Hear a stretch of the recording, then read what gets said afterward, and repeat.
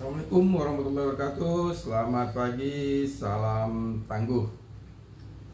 Kembali ke dalam channel 10 menit menuju tangguh bencana. Maka kali ini kita akan mengangkat tema tentang bagaimana membangun ketahanan komunitas dalam menghadapi bencana. Nah, sahabat tangguh, bencana alam seperti gempa bumi, banjir, dan kebakaran hutan bisa terjadi kapan saja.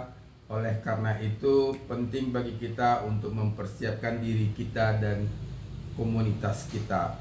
Nah, sebelum kita bicara lebih lanjut, kita akan ulang dulu pengertian mengenai mitigasi bencana. Sahabat tangguh, mitigasi bencana adalah segala upaya yang dilakukan untuk mengurangi atau mencegah dampak dari sebuah bencana. Nah, ini termasuk langkah-langkah seperti perencanaan, pembangunan infrastruktur yang jauh lebih aman. Apa saja langkah-langkah dalam membangun ketahanan komunitas dalam menghadapi bencana? Yang pertama adalah pentingnya kesadaran dan edukasi. Langkah pertama dari mitigasi bencana adalah meningkatkan kesadaran dan edukasi terhadap masyarakat. Contohnya, mengadakan pelatihan evakuasi rutin, memasang rambu-rambu evakuasi, dan memberikan informasi melalui media sosial tentang cara bertindak saat terjadi bencana.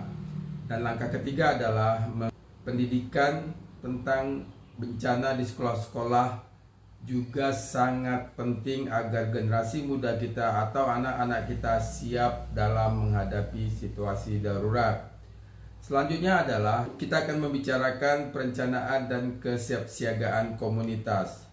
Langkahnya adalah komunitas perlu memiliki rencana aksi yang jelas, termasuk menentukan titik kumpul, jalur evakuasi, dan nomor kontak darurat. Yang kedua adalah selain itu membentuk tim tanggap darurat di lingkungan tempat tinggal kita. Tim ini bertugas memberikan bantuan pertama dan koordinasi selama atau ketika terjadi bencana.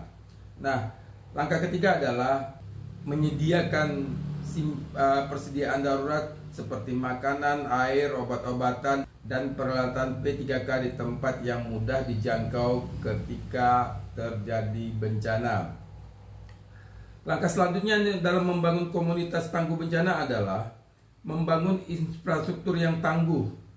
Seperti misalnya membangun infrastruktur yang tahan bencana juga merupakan langkah penting dalam mitigasi bencana.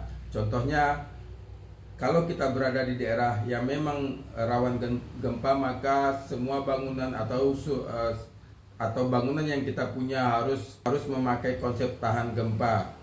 Untuk daerah yang banjir, sistem drainase yang harus diperbaiki untuk mencegah banjir dan melakukan penghijauan atau penanaman pohon-pohon yang sudah direkomendasikan untuk mencegah terjadinya longsor pada daerah-daerah yang memang diprediksi rawan longsor. Nah, langkah ketiga adalah kita akan bicarakan peran teknologi dalam mitigasi bencana. Sahabat tangguh, teknologi itu memainkan peran penting dalam mitigasi bencana. Aplikasi seperti Inaris yang kemarin beberapa kali sudah kita coba angkat sangat membantu kita memahami potensi bencana di arah kita.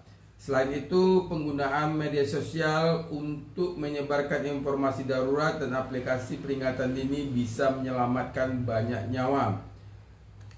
Sahabat tangguh, sebagai penutup, jadi dengan meningkatkan kesadaran, melakukan perencanaan, dan membangun infrastruktur yang kuat, dan memanfaatkan teknologi, kita bisa membangun ketahanan komunitas dalam menghadapi bencana. Kesimpulan kedua, mari kita semua ambil bagian dalam upaya ini demi keselamatan kita bersama. Jangan lupa untuk share video ini agar lebih banyak orang yang sadar akan pentingnya mitigasi bencana. Terima kasih untuk teman-teman. Tetap waspada selalu dan siap menghadapi bencana. Sampai jumpa dalam video selanjutnya. Salam tangguh untuk Indonesia tangguh bencana. Assalamualaikum warahmatullahi wabarakatuh.